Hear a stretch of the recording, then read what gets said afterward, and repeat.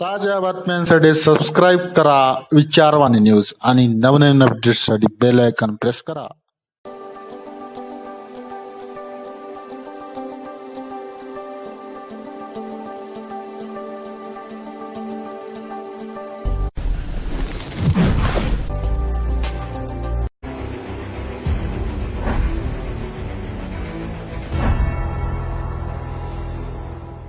पवारसाहेब, आपलं पुन्हा स्वागत.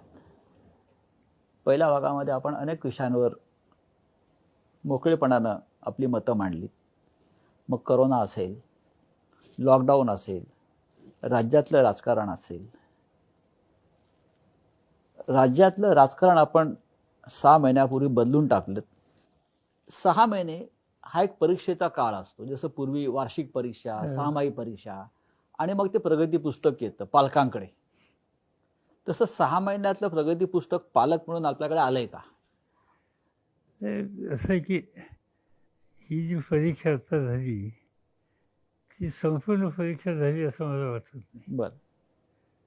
आणि त्या परीक्षेमधला अजूनही प्रॅक्टिकलचा भाग बाकी आहे. बरं, रिटन तो महत्वाचा आहे. रिटन झालेली आहे, पण रिटनमधला परफॉर्मन्स करणं प्रॅक्टिकलमध्ये सुद्धा ते यशस्वी होतील असा आता ट्रेंड दिसतोय.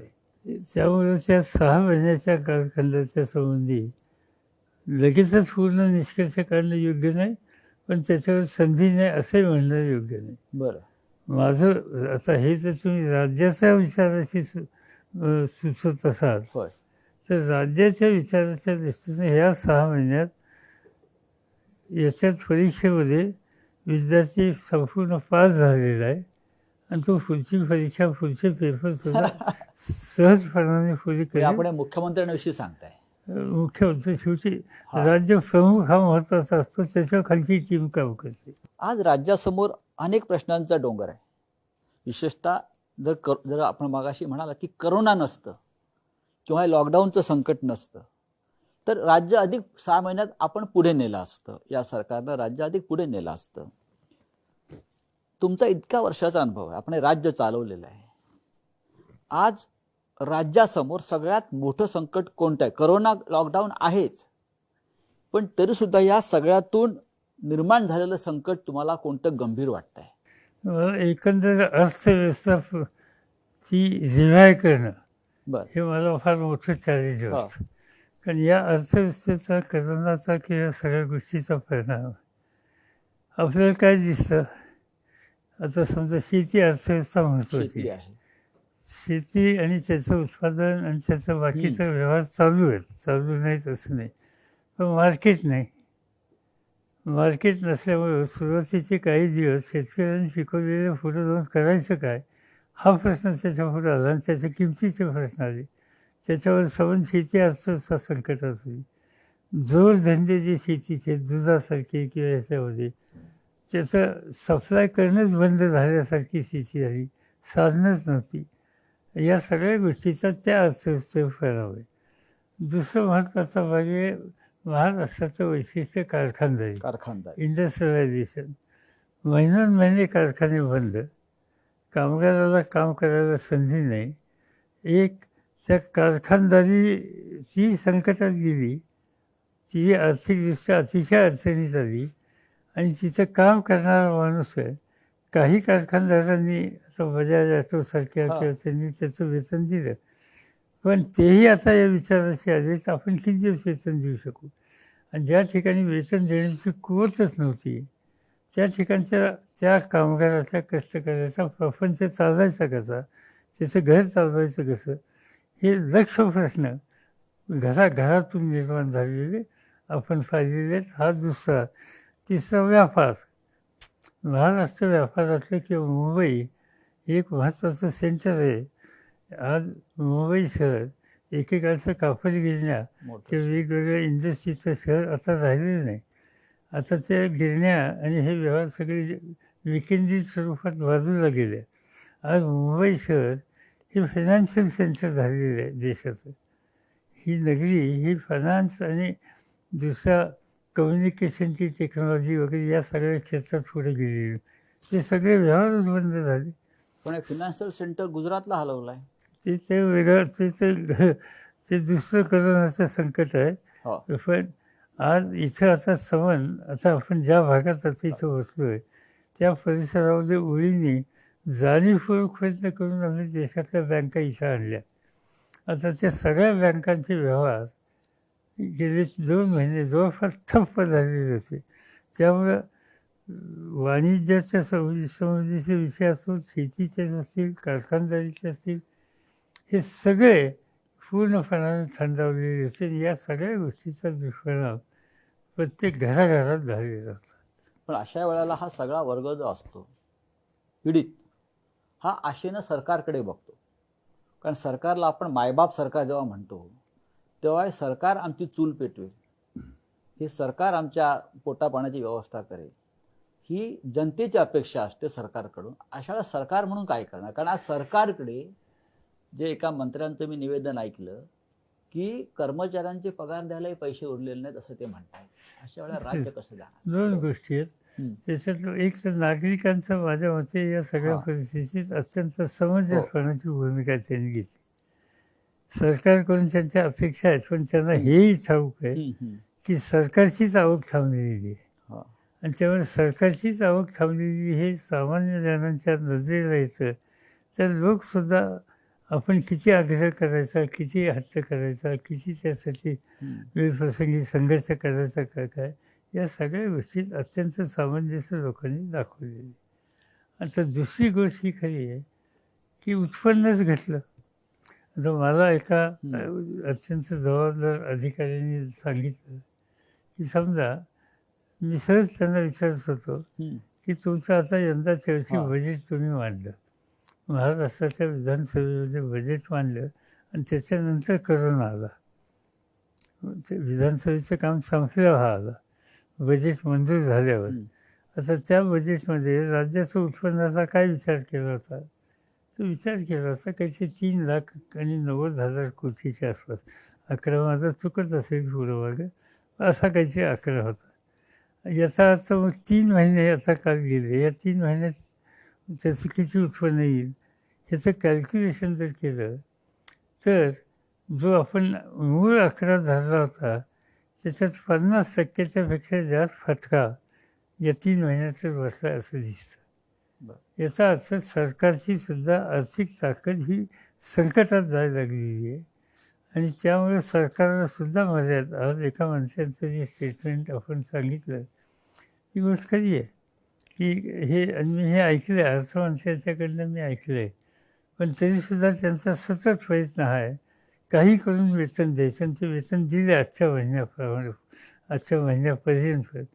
पण कदाचित पुढं कर्ज काढावं लागण्याची परिस्थिती सुद्धा. या मोठ्या आपत्तीमध्ये केंद्र सरकारनं राज्यांना मदत केली पाहिजे असं आपल्याला वाटत नाही? 100% म्हणजे यावेळेला केंद्रानेच मदत राज्यांना करायला पाहिजे. पुन्हा हा राज्याचा गाडा उभा करण्याच्यासाठी, कारण शेवटी केंद्राचे काय, केंद्राचे उत्पन्नाचे मार्ग काय, त्यांचे सगळे उत्पन्नाचे मार्ग राज्यातूनच आहेत. राज्याची अर्थव्यवस्था, राज्याचे व्यवहार, राज्याचं उत्पादन हे गतिमान झालं आणि त्याच्यातून संपत्ती निर्माण होईल, त्याचाच भाग केंद्राकडे मिळणार आहे.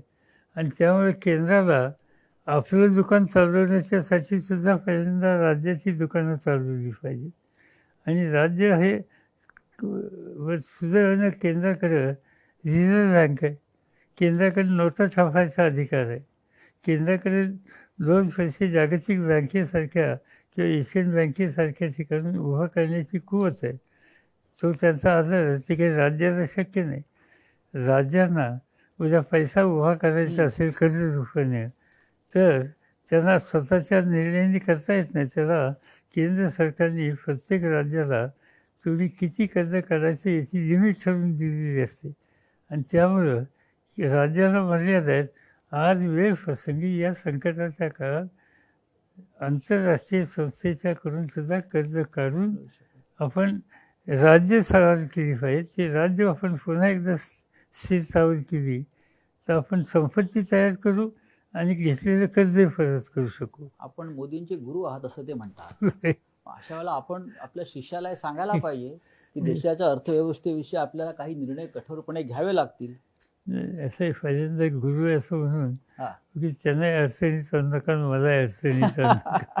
हे गुरु पहिले राजकारणात कोणी कोणाचा गुरु असत नाही.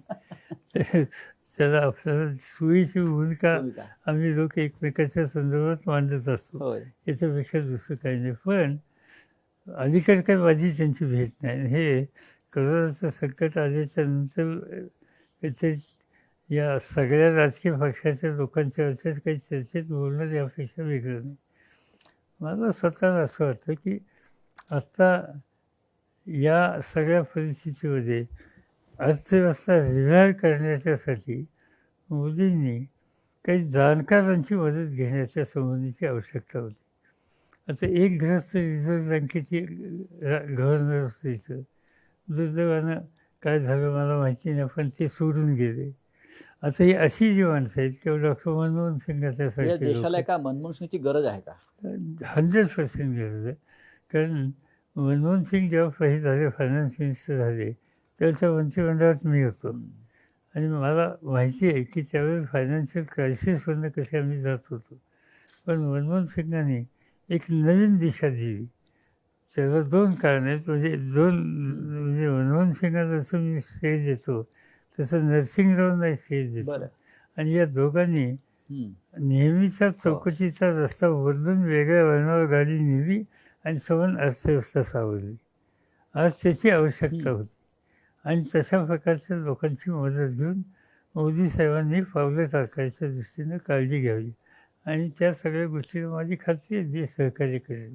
आपण राष्ट्रीय स्तरावरचे खूप महत्त्वाचे नेते आहात आणि देशभरातल्या अनेक राष्ट्रीय प्रश्नावरती आपण मतं व्यक्त करता, आपला सल्ला घेतला जातो. आपण जे बोलता त्याला एक महत्त्व प्राप्त आहे. मग प्रधानमंत्री असतील किंवा गृहमंत्री असतील, अर्थमंत्री असतील किंवा विरोधी पक्षातले इतर नेते असतील, ते सतत आपल्या संपर्कात असतात, आपण त्यांच्या संपर्कात असता. पण हे जे संकट आता आपल्याला दिसतंय या देशातलं आणि महाराष्ट्रातलं, ते दूर करण्यामध्ये कुठे समन्वयाची तुम्हाला कमतरता दिसते आहे का?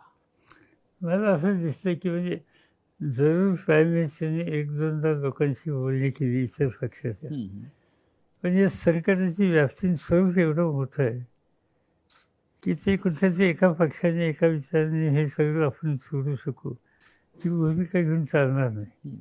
यावेळेला ज्यांची मदत होणं शक्य आहे, उपयुक्त आहे, त्या सगळ्यांना बरोबर घ्यायच्या संबंधीचा प्रयत्न केला पाहिजे. आज मोदी साहेबांचा जो सेटअप आहे त्या सेटअपमध्ये आज अनेक सहकारी असे आहेत की या अशा प्रकारच्या कामामध्ये एक अनुभव त्यांना नाही, आम्हालाही कोणाला नाही, कारण असं संकट आपण पाहिलंच नव्हतं. पण या संकटाला मात करण्याच्यासाठी ज्या प्रकारची पावलं टाकायला सगळ्यांची साथ घेतली पाहिजे त्याची आम्हाला कमतरता दिसते. तुम्ही अर्थमंत्र्यांशी आयुष्यात कधी चर्चा केली का? देशाच्या अर्थमंत्र्यांशी? माझी कधी भेटही झाली नाही, एकदाही भेट झाली नाही, कधी म्हणजे असं बोलणंही झालेलं नाही. आणि असे प्रश्न ज्यावेळी देशाची अर्थव्यवस्था संकटात जातात त्यावेळेला एक प्रकारचा डायलॉग पाहिजे. तो डायलॉगची प्रक्रियाच नाही. हा डायलॉग संपलेला असं वाटतं आपल्याला? नाही, काही लोकांच्या कामाची पद्धत असते की त्याच्यात आता म्हणजे आता प्रणव मुखर्जी होते अर्थमंत्री, प्रणव मुखर्जी होते किंवा चिदंबरम होते किंवा मनमोहन सिंग होते. अनेक वेळेला मी पाहिलो की ते अन्य पक्षाच्या किंवा अन्य जाणकारांची तासनतास बसवत आणि त्यांची मतं घेत असत. आता घेतात का नाही मला माहिती नाही, कारण आमच्या बाकीच्या लोकांना तिथं वेगळ्या विचाराचा प्रवेश असं दिसत नाही आणि त्यामुळे ते घेतात का, कारण घेतल्याचे परिणाम कुठे जे दिसायला हवेत बाहेर तेही दिसत नाही. हे संकट जे आहे, कोरोना असेल, लॉकडाऊन असेल, अर्थव्यवस्था असेल, ते मोठंच आहे. हे संकट सुरू असताना देशावरती अजून एक संकट अचानक आलं, ते म्हणजे देशावर झालेला चीनचा हल्ला. आपल्या सीमांवरती अशांतता आहे, म्हणजे चीनचे लोक आतमध्ये घुसलेत अशा प्रकारचे आरोप होत आहेत पुराव्यासह. तुम्ही या चीनच्या संकटाकडे या क्षणी कसं काय पाहता? असं की माझा या सगळ्या प्रश्नाकडे बघण्याचा दृष्टिकोन हा वेगळा आहे. आपण या देशात गेले अनेक वर्ष जनमानसामध्ये आपला विरोधक कोण, शत्रू कोण ह्याचा ज्यावेळी विचार करतो त्या भारतीय मनावर पहिल्यांदा पाकिस्तान येतं. हो. माझं पहिल्या दिवसापासून अनेक वर्षाचं मत आहे, पाकिस्तान हा आपला खरा, त्याच्यापासून खरी चिंता आपल्याला नाही. पाकिस्तान हा आपल्या विचाराशी नाही ही गोष्ट खरी आहे. पाकिस्तान आपल्या हिताच्या विरोधी पावलं टाकतो ही खरं आहे. पण लॉंग टर्मच्या दृष्टीनं आपल्या सगळ्यांच्या हिताची बाबतीत खरंच संकट निर्माण करण्याची ताकद आणि दृष्टी आणि कार्यक्रम फक्त चीनचा आहे. आणि चीन हे आपल्या देशाच्या दृष्टीनं मोठं संकट आहे. आणि चीन हे संकट आहे, त्यामुळे चीनच्यापासून आपल्याला होणारा उपद्रव हा साधासुद्धा नाही. पाकिस्तानची लष्करी शक्ती आणि चीनची लष्करी शक्ती याच्यात जमीन अस्मानाचा फरक आहे.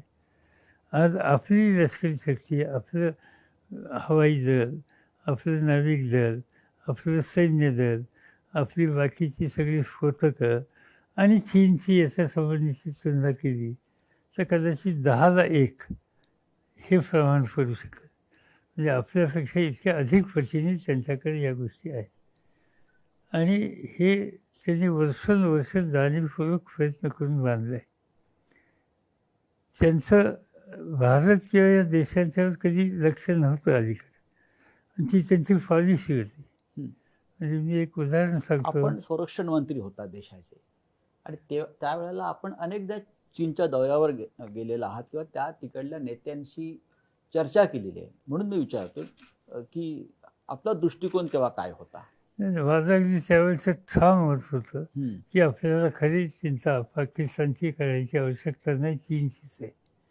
आणि त्याचं एक साधं उदाहरण सांगतो. मी चीनमध्ये गेलो डिफेन्स मिनिस्टर म्हणून. माझ्यावर वोरा होते. वोरा हे त्यावेळची डिफेन्स सेक्रेटरी, नंतर ते काश्मीरमध्ये 10 वर्ष राज्यपाल होते.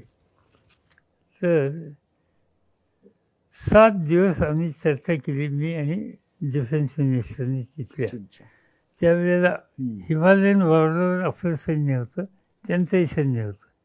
आणि हिमालयन बॉर्डरवर सैन्य ठेवणं हे अत्यंत खर्चिक होतं आणि हवामानाच्या दृष्टीने सुद्धा आपल्या जवानांना अतिशय त्रासदायक होतं. सोबत बर्फ वगैरे वगैरे येतं.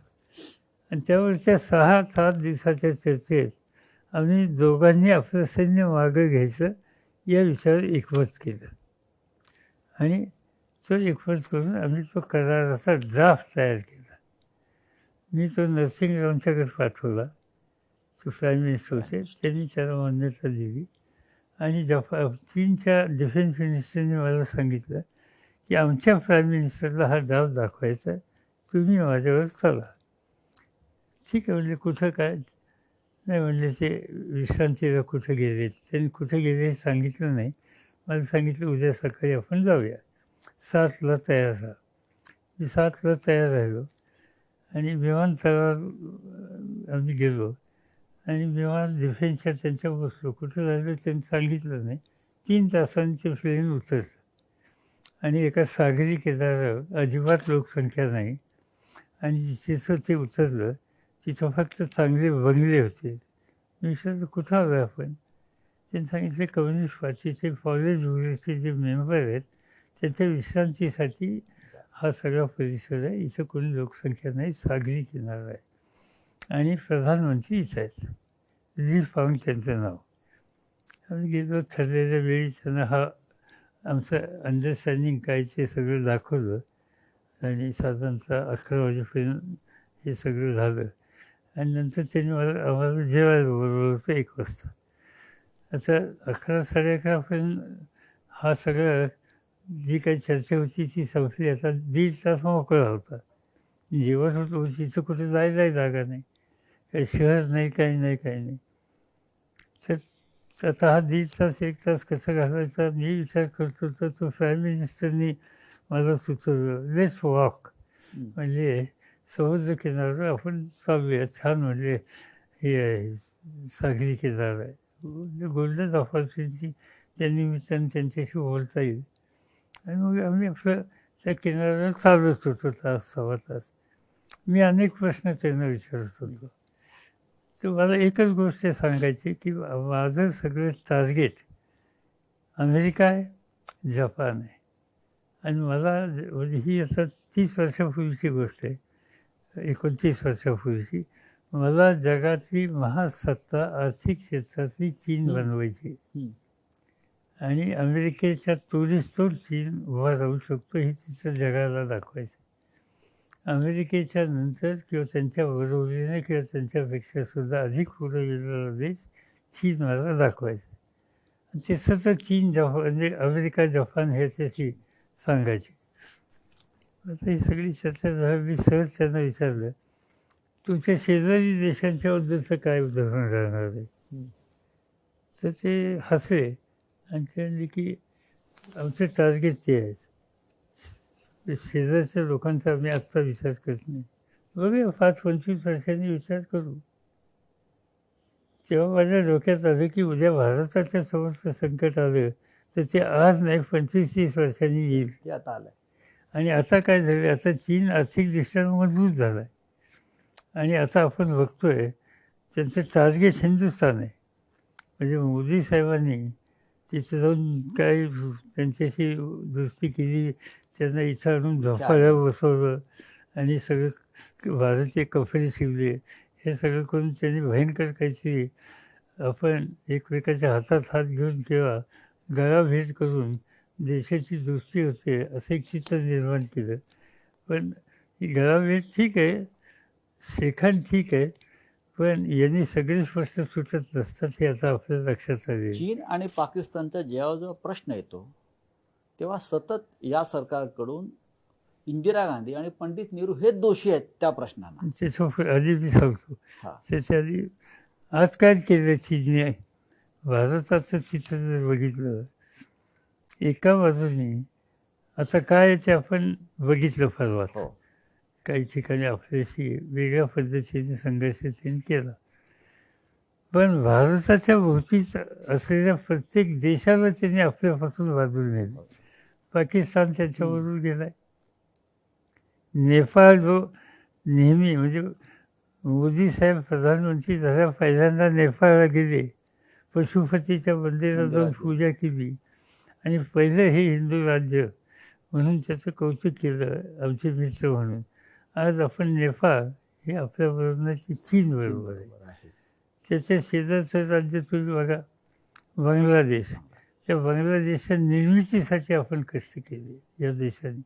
आज बांगलादेशशी त्यांनी परवा करार केला आणि बांगलादेश त्यांच्यावर म्हणजे पाकिस्तान, नेपाळ, बांगलादेश आणि खाली श्रीलंका म्हणजे या बाजूने जे आपले जे शेजारी आहेत त्या सगळ्यांना चीनने आत्मसात केलेलं आहे आणि त्याच्यामध्ये भारताच्या विरोधी सूर आपल्याला ऐकायला मिळतो आहे.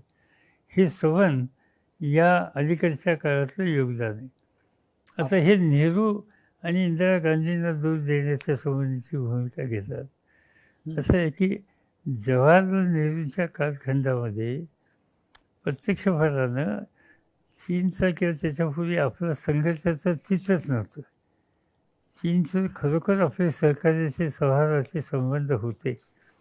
आणि जवाहरलाल नेहरूंचा दृष्टिकोन हा होता की आज ना उद्या चीन महासत्ता होणार आहे, त्यामुळे त्याच्याशी सुसंवाद ठेवणं हे गरजेचं आहे. आपण संघर्ष करणं दोघांच्या हिताचं नाही आणि त्यामुळे त्यांनी संघर्षाची भूमिका घेतली नाही. या उलट ह्या शेजाऱ्यांना बरोबर घेऊन पंचशीलचं तत्त्वज्ञान त्यांनी जगाच्या समोर मांडलं या सगळ्यांना घेऊन आणि त्याच्यामुळे एक प्रकारची शांतता आपल्याला बघायला मिळाली. दुर्दैवानं पुढे चीनच्या नेतृत्वाने काही वेगळी भूमिका घेतली आणि त्याच्यातून आपला त्यांचा संघर्ष झाला हा भाग आहे. ते काय आपण दुर्लक्षित आपलं परराष्ट्र धोरण चुकतं असं आपल्याला वाटतंय का? मला काही फारसं असं वाटत नाही. कारण असं आहे की जवाहरलाल नेहरूंच्या काळात, इंदिरा गांधींच्या काळात आणि अटल बिहारींच्या काळात परराष्ट्र धोरणामध्ये काही फरक नव्हता आणि आज कमी प्रमाणात तेच चालू आहे. फक्त मोदी साहेब आल्याच्या नंतर त्यांनी काही वेगळा प्रयत्न करण्याचा एक दृष्टिकोन त्यांनी घेतला असं दाखवलं होतं, पण ते खरं टिकलं नाही. आज परराष्ट्र खातं बघितलं आणि त्या खात्यातली संपूर्ण यंत्रणा बघितली, जे आपले राज्य देशातले परराष्ट्राचे आपले अँबॅसेडर्स असतील किंवा या सगळ्यांचा आपण जुनी चालत आलेली आपली नीती आहे त्याच्यापेक्षा वेगळी नीती घेतलेली नाही. चीनच्या प्रश्नाचं राजकारण करू नये असं आपण म्हणाला, म्हणजे नक्की काय? नक्की मी त्याच्यात असं म्हणलं की हा जो परवा संघर्ष झाला, तो संघर्ष जो आहे त्याच्यात निश्चित चीनची भूमिका चुकीची होती. तिचं काय होतं, म्हणजे आता माझ्याकडे तो कागद आहे, कोणतं खोरं, गलवान व्हॅली. आता गलवान व्हॅली जी आहे ही लडाखच्या मधला एक महत्त्वाचा भाग आहे. लडाख हा आपल्या दृष्टीने अत्यंत महत्त्वाचा भाग आहे आणि लडाख हा कधी भारताला चिंता व्यक्त करणारा भाग नव्हता. तिथं जे लोक आहेत ते बुद्धिस्ट विचाराचे, शांतताप्रिय आणि भारताच्या बद्दल सर्व भारतीयांच्याबद्दल आस्था असलेली अशा प्रकारची त्या सर्व परिसराला आपला भाग येतो. तिथं कधी असा वाद आलेला नव्हता. शेजारी तिथं चीन आहे. 1993 साली ज्यावेळी मी गेलो होतो चीनला, त्यावेळेला आम्ही चीनशी करार केला. म्हणजे आम्ही तो ड्राफ्ट केला, मगाशी मी सांगितलं ना, तो आमच्या चर्चेचा मसुदा, त्याच्यानंतर सही केली नरसिंगरावनी स्वतः तिथे जाऊन. तो मसुदा काय होता, तो मसुदा असा होता की लडाख आणि या सगळ्या परिसरामध्ये आपल्यामध्ये संघर्ष नको, आणि उद्या एखाद दुसऱ्या प्रश्नावरून मतभेद झाला तर त्या ठिकाणी दोन्ही देशांनी बुलेट वापरायची नाही, बंदुकीचा वापर करायचा नाही. तुम्ही बघितलं परवा त्या रस्त्यामध्ये वाद झाला तर बंदूक नाही वापरली, धक्काबुक्की केली, त्याच्यामध्ये अवजारं वापरली. नंतर सेकंड राऊंडला, पहिल्यांदा नव्हती. आणि ते अवजाराचं काय होती, स्टिक वापरलं, त्याला त्यांनी खेळे बसवले किंवा आणखीन काय झालं, पण फायरिंग नाही झालं. कारण त्यावेळेचा तो करार होता 93 सालचा. तो करार आपणही पाळला, त्यांनी काही प्रमाणात पाळला. आत्ता आपण तिथे एक रस्ता करायला घेतला, आणि तो रस्ता कोणता, तो रस्ता म्हणजे आपण जवळपास त्याचं नाव, त्या रस्त्याचं नाव जे आपण जो प्रत्यक्षपणानं करायला घेतला, त्या दुबरुक टू DBO, दौलत बेग ओल्डी, हा जो भाग आहे दौलत बेग ओल्डी, जुना भाग आहे, सियाचीन आणि लडाखच्या मधला तो जवळचा भाग आहे. तो रस्ता आपण करतो 100% आपल्या हद्दीत करतोय, आणि त्याच्या दुसऱ्या बाजूला चीन आहे. राहुल गांधींचं म्हणणं असं आहे, नाही, ते आपल्या हद्दीतून आपण त्या ठिकाणी करतोय, त्यामुळे काही चूक नव्हती. तिथं जी चीनने जी धक्काबुक्की तिथं केली आपल्या लोकांना, ती योग्य नव्हती. आता आज जे बोललं जातं, म्हणजे माझं स्वच्छ मत असं आहे की हा जो प्रश्न आहे, हा प्रश्न आपण लष्करी शक्तीनं सोडू शकत नाही. हा प्रश्न आपल्याला डिप्लोमॅटिक चॅनलनी सोडवला पाहिजे. आणि त्यामुळं हे जे सांगितलं जातं सारखं की सैन्य आहे, सैन्य आणलं, तुम्ही काय करताय, सैन्य आपण वापरलं पाहिजे, ठीक आहे, सैन्य आपल्याला नेता येईल. आपले नरवण्यांचे स्टेटमेंट मी बघितलं काही लोकांची, म्हणजे वेळ आली तर ते करू, त्याची काही किंमत द्यायची असेल ते देऊ. पण आज त्या लष्करी शक्तीनं हा प्रश्न आत्ता सोडवण्याची परिस्थिती नाही. पण चीन आतमध्ये घुसला आणि आपली जमीन ताब्यात घेतल्याचा आरोप होतोय. ती जमीन आज नाही ताब्यात घेतलेली. आज त्यांनी जी जमीन ताब्यात घेतलेली आहे ती आता ती बघा जवळपास 45,000 स्क्वेअर किलोमीटर इन अक्साई चीन, तिथं ती जमीन घेतलेली आहे. आणि त्याच्यानंतर शार्पियम व्हॅली म्हणून एक भाग आहे, शार्पियम व्हॅलीमध्ये 5,000 स्क्वेअर किलोमीटर चायनाने ही घेतलेली, ही आज नाही घेतलेली, ही घेतलेली आहे जवाहरलाल नेहरूंच्या त्या कालखंडामध्ये. त्यामुळे ते राहुल गांधी सांगतात त्यांनी आक्रमण केलेली जमीन घेतलेली खरं आहे, पण त्याला झाली 50 वर्ष. त्याच्यापेक्षा अधिक वर्षाचा तो आपला संघर्ष आहेच. आपण नेहमी तो आंतरराष्ट्रीय पातळीवर सांगतोच की हे तुम्हाला प्रश्न सोडवावे लागतील, पण त्याचा ताबा त्यांच्याकडे. त्याची त्या ठिकाणी लष्करीची केंद्र जवळच उभी केली. आता ही 45,000 स्क्वेअर मीटर्सची घेतलेली जागा 50-60 वर्षाच्या पूर्वी आपण एका दिवसात किंवा लगेच हे सरकार बदलण्याचं आणू शकतो, हे काय म्हणजे व्यवहार्य वाटत नाही. आज त्या दृष्टीनं प्रयत्न केला पाहिजे, पण तो प्रयत्न निगोसिएशननी जगातल्या अन्य देशांच्या मार्फत चीनवर प्रेशर आणून हा प्रश्न सोडवला पाहिजे. 20 जवानांची हत्या जी आहे आपल्या, ती आपल्या हद्दीत घुसून चीनने केले, हा चिंतेचा विषय. असं की ते केलं तर त्याच्याबद्दल निश्चित आपल्याला कडक भूमिका घ्यावी लागणार आहे, आणि ती भूमिका आपण त्याच्या वेळच्या वेळीच घेण्याची आवश्यकता असते. ती यापूर्वीसुद्धा घ्यायला कदाचित विलंब लावला का काय फारच माहिती. मी जे म्हणतो की ह्याच्यात राजकारण आणू नका, त्याचं कारण एकच आहे की हा प्रश्न इतका गंभीर आहे, आणि उद्या आपण सांगितलं काही नाही, फौज पाठवा, आपण हल्ले करू शकतो, पण त्या हल्ल्याला जे उत्तर दिलं जाईल आणि त्याची किंमत जी समान देशाला द्यायला लागेल, ती सुद्धा दुर्लक्षित करू नये. आणि त्यामुळं हल्ला वेळप्रसंगी आला तर त्याचा विचार करता येईल, पण हल्ला करण्याच्या ऐवजी निगोसिएशनच्या माध्यमातून डिप्लोमॅटिक चॅनलनी जगातल्या अन्य देशाचं प्रेशर त्याच्या आणून, युनायटेड नेशनसारख्या संस्थांचा दबाव आणून जर याच्यातनं काही मार्ग निघत असेल तर तो प्रयत्न पहिल्यांदा करणं शहाणपणाचं.